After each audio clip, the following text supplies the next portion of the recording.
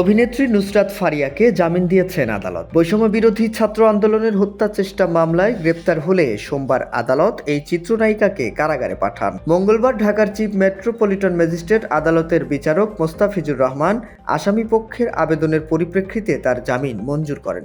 এ সময় আসামি পক্ষের আইনজীবী ছিলেন ব্যারিস্টার মোহাম্মদ ইফতেখার হোসেন। এর আগে রোববার থাইল্যান্ড যাওয়ার সময় নুসরাত ফারিয়াকে শাহজালাল আন্তর্জাতিক বিমানবন্দর থেকে আটক করা হয়। ওই দিন দুপুরে ইমিগ্রেশন চেকপোস্টে আটকের পর তাকে ভাটারা থানা পুলিশের কাছে হস্তান্তর করা হয়। পরে ছাত্র আন্দোলনে ভাটারা থানায় দায়ের করা এনামুল হক হত্যা চেষ্টা মামলায় তাকে গ্রেফতার দেখানো হয়। পুলিশ সূত্র জানায়, নুসরাত ফারিয়ার বিরুদ্ধে 2024 সালের বৈষম্য বিরোধী ছাত্র আন্দোলনের সময় সংঘটিত একটি হত্যা চেষ্টা মামলার গ্রেপ্তারি পরোয়ানা জারি ছিল। সেই মামলার ভিত্তিতেই তাকে গ্রেফতার করা হয়েছে। মামলার এজাহার অনুযায়ী আন্দোলন চলাকালে রাজধানীর ভাটারা এলাকায় সংঘর্ষের ঘটনায় এক ব্যক্তি গুলিবিদ্ধ হন।